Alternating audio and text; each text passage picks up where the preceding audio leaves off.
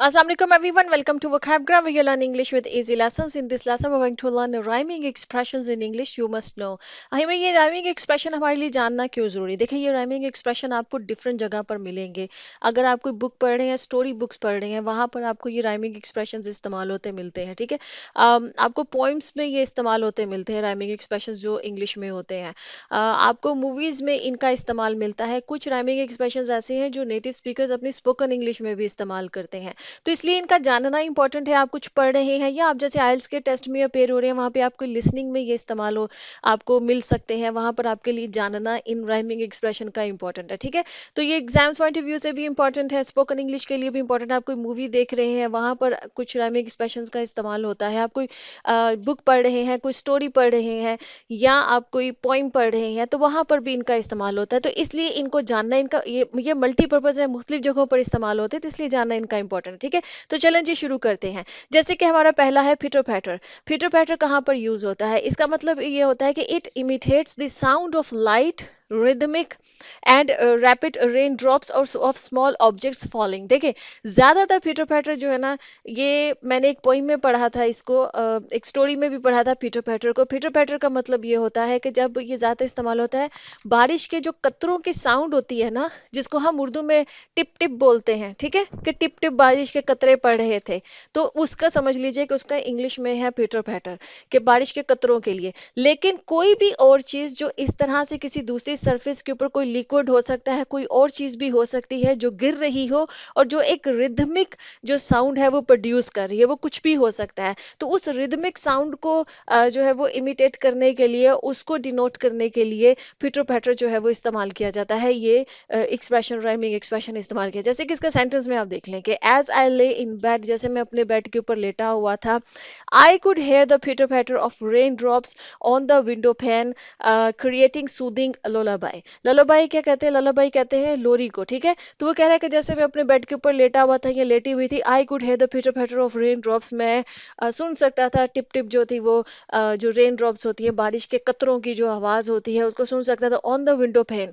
Window pan क्या होती है? विंडो के वो जो शीशा होता है ना, उसको बोलते हैं, ठीक है। तो क्रिएटिंग अ सूदिंग लुलाबाई, कि वो क्रिएट कर रहा था एक सूदिंग किस्म का, बड़ा रिलैक्सिंग किस्म का लुलाबाई। लुलाबाई मतलब एक लोरी की तरह मुझे महसूस हो रही थी, वो जो पीटर पैटर थी रेन ड्रॉप्स की, ठीक है।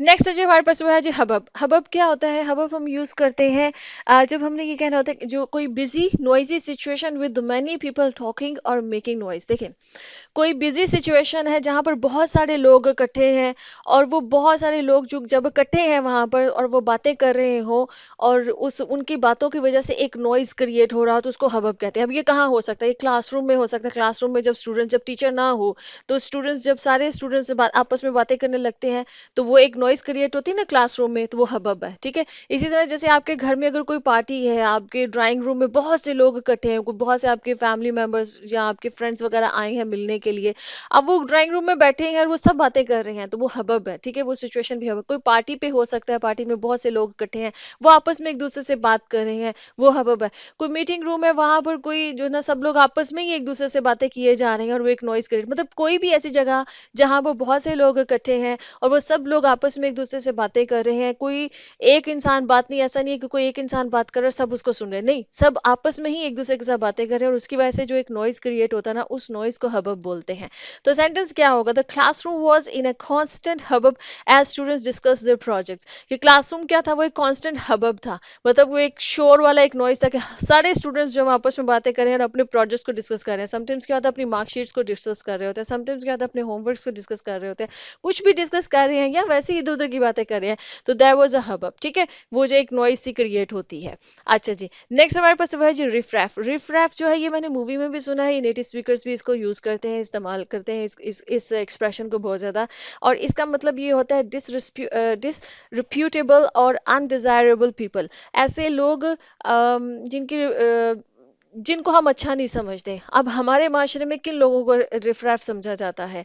वो लोग जो क्लास में नीचे होते हैं, जो, अब मैं कहना नहीं चाहती हूँ लेकिन ये एक मतलब है एटीट्यूड कि हम गरीब लोगों को रिफरेफ समझते हैं, ठीक है? ऐसे बैगर्स जो होते हैं सड़कों पे, जो कि बड़े गंदे कपड़ों में होते हैं। अब आप कह सकते हैं घटिया लोग, नीच लोग, अनडिजायरेबल। मुझे अब इसके लिए कुछ रिस्पेक्टफुल वर्ड्स मेरे जहन में नहीं आ रहे हैं, जैसे कोई, आई नो कि ये नीच लोग, घटिया लोग, ये गंदे वर्ड्स हैं, लेकिन रिफ रैफ जो है ना, ये मीनिंग में यही उर्दू के इसके जो मतलब इक्वल मीनिंग वर्ड्स हैं वो यही हैं कि रिफ रैफ उन लोगों को जिनको हम अपनी आम जुबान में कहते हैं ये नीच लोग, ये घटिया लोग, तो उनको इंग्लिश में रिफ रैफ बोला जाता है। आई नो कि दुनिया में कोई भी इंसान नीच या घटिया नहीं होता है, सब इंसान इज्जत के मतलब बराबर होते हैं ऑब्वियसली, लेकिन मैं बस सिर्फ आपको इस वर्ड को एक मीनिंग एक्सप्लेन कर रही हूँ कि इसका मीनिंग यही है, ये इसी सेंस में रिफ रैफ इस्तेमाल होता है, ये घटिया लोग, ये नीच लोग, इस तरह जो हम बोलते हैं, ठीक है? अच्छा, क्या है इसका meaning? The security personnel were instructed to remove any riffraff causing disturbances at the event, ठीक है?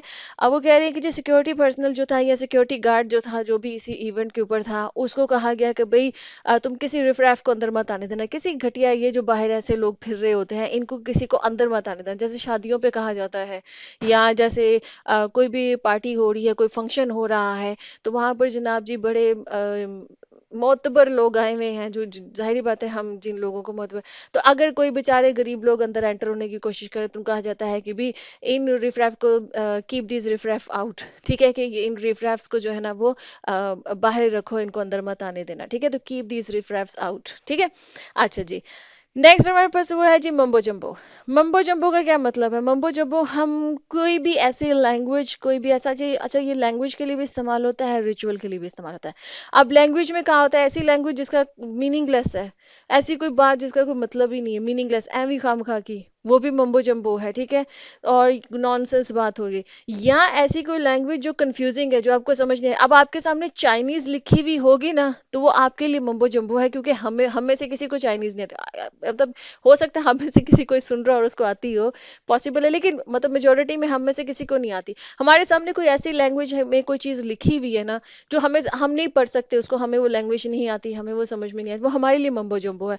इसी तरह से जैसे कुछ टेक्निकल जैसे जार्गन्स होते हैं, जैसे कोई मेडिकल के टेक्निकल जार्गन्स हो सकते हैं, आईटी से रिलेटेड या इंजीनियरिंग से रिलेटेड कोई टेक्निकल जो जार्गन्स होते हैं, उनकी जो टेक्निकल टर्म्स होती हैं, जो आम इंसान को नहीं समझ में आती, तो उस आम इंसान के लिए वो टेक्निकल जार्गन्स जो है वो मम्बो जम्बो है। कोई जैसे लॉ से रिलेटेड जो है वो इस तरह की कोई बातें होती हैं, टेक्निकल बातें होती हैं, जो कि किसी लॉयर को तो समझ में आ सकती, लेकिन एक आम इंसान को नहीं आ सकती, तो एक आम इंसान के लिए वो मम्बो जम्बो है, ठीक है? तो लैंग्वेज के सेंस में इसी तरह है।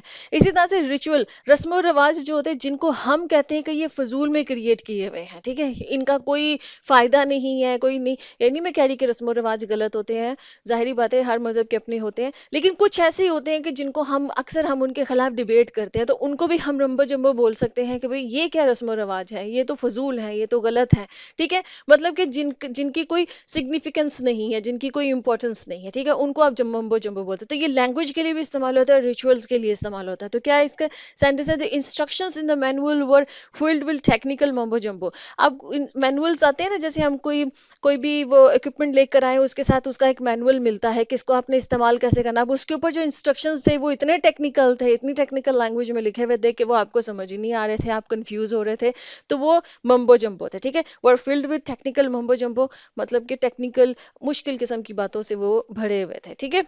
अच्छा जी, डिंग डोंग, ये एक्सप्रेशन हर इंसान को पता होगा। डिंग डोंग एक बॉलीवुड सॉन्ग में भी इस्तेमाल हुआ हुआ है, बड़ा फेमस सॉन्ग है। डिंग डोंग हमारे जो वो यहाँ पर पाकिस्तान में एक वो बबल गम है, उसका नाम भी है, और उसका जो मतलब कि जिंगल है वो आप लोगों के सबके दिमाग में आ रहा होगा, डिंग डोंग, ठीक है? तो एक बिल्ली मोटी ताजी थी, ठीक है, वो मजे से डिंग डोंग खाती थी, तो वो डिंग डोंग आता है ना। अब डिंग डोंग के मतलब क्या है, ये यूज होता है कहाँ पर, यूज होता है, क्या मतलब इसका? The sound of a bell ringing, ठीक है? या तो बेल जो बज रही होती है, डोर बेल हो सकती है, या कोई और बेल हो सकती है, टेम्पल की बेल हो सकती है, चर्च की बेल हो, जब वो बेल बजती है उसकी साउंड जो होती है उसको डिंग डोंग बोला जाता है। और इसका सेकंड मीनिंग जो है इनफॉर्मल मीनिंग है, और वो है अ फाइट और आर्ग्यूमेंट। दो लोगों के दरमियान में अगर बहुत ही सवेयर किस्म की, रफ किस्म की जो फाइट हुई है, कोई आर्ग्यूमेंट हुआ है जिसमें ऊंची ऊंची आवाज में एक दूसरे को बहुत बुरा भला कहा गया है, तो उस फाइट को, उस आर्ग्यूमेंट को भी डिंग डोंग कहा जाता है। ठीक है। और ये मतलब इस्तेमाल होता है, नेटिव स्पीकर्स इस सेकंड मीनिंग में इसको इस्तेमाल करते हैं। और इनफॉर्मल है ये। तो इसका क्या मतलब है, the teacher dismiss the class with a cheerful ding dong of the school bell. अब टीचर ने क्लास को डिसमिस किया कैसे, चेयरफुल जो है ना वो डिंग डोंग जो थी वो स्कूल बेल की, उसने स्कूल बेल बजाई तो उसकी आवाज को कहा जा रहा है डिंग डोंग, और बच्चे जो है ना वो बड़े चेयरफुल हो गए क्योंकि जी क्लास ओवर होगी, ये स्कूल ओवर हो गया है। ठीक है। ओके जी। नेक्स्ट हमारे पास वो है जी हेल्टर स्केल्टर। हेल्टर स्केल्टर कहाँ पर यूज किया जाता है, वो कहा जाता है इन ए डिसऑर्डरली और हेस्टी मैनर। कोई चीज जो कि बड़ी एकदम से तेजी से की जाए, तेजी से हो, और जो ना वो उसमें मतलब डिसऑर्डर हो, उसमें ऑर्डर नहीं है, जिसको हम खेओस बोलते हैं ना, वो हो। अब यहाँ पर ये हो सकता है कि जैसे किसी जगह पर जैसे सेल लगी है किसी स्टोर में, ठीक है, तो वहां पर औरतें एकदम से स्टोर के अंदर घुसेंगी और ये चीज पकड़ वो चीज पकड़, तो वो क्या है, वो सारी सिचुएशन एक हेल्टर स्केल्टर है। बड़ी तेजी तेजी से वो कोशिश करेंगी बस जो बेस्ट पीसेज है ना वो हम उनको पकड़ ले। इसी तरह से कहीं पर कोई और किस्म की जैसे कोई मिली हो, जिसको कहते हैं ना कि वो एक के साथ एक फ्री बचत वाली ऑफर्स, और इस तरह की कोई ऑफर्स मिली हुई हो, ठीक है, कहीं कहीं पर भी किसी रेस्टोरेंट में आपको मिली है, कहीं पर खाने के लिए, कहीं पे भी चीजों के लिए खरीदने के लिए, तो वहां पर एक आपको एक खेओस नजर आएगा, लोगों का डिसऑर्डर नजर आएगा। तो वो हेल्टर स्केल्टर है कि लोग बस कोशिश करते हैं उस वक्त के बेस्ट चीज जो है ना वो फटाफट हासिल कर ली जाए, तो वो उसको हम हेल्टर स्केल्टर कहते हैं। तो इसका क्या सेंटेंस है, when the fire alarm went of students evacuated the building in a helter skeletal fashion. ठीक है, कि जो फायर अलार्म था जब वो बजा, जाहिर बात है कि जो फायर अलार्म बजेगा तो जो स्टूडेंट्स थे, या अगर किसी ऑर्गेनाइजेशन में है, कोई कंपनी है, कोई ऑफिस है, तो वहां पर जितने एम्प्लॉयज थे तो वो इवैक्यूएट करेंगे, मतलब वो भागेंगे बाहर को, जो बिल्डिंग को बिल्डिंग से बाहर भागेंगे इन अ हेल्टर स्केल्टर फैशन, मतलब बड़े एक chaos में, एक डिसऑर्डर में। ठीक है, लोग कोशिश करेंगे कि मैं पहले बाहर निकल जाऊं, मैं पहले, हर हर एक की ये कोशिश होगी, तो वो एक chaos होगा, वो एक हेल्टर स्केल्टर होगा। ठीक है। इसी तरह से नेक्स्ट हमारे पास वो है जी हौज पौच।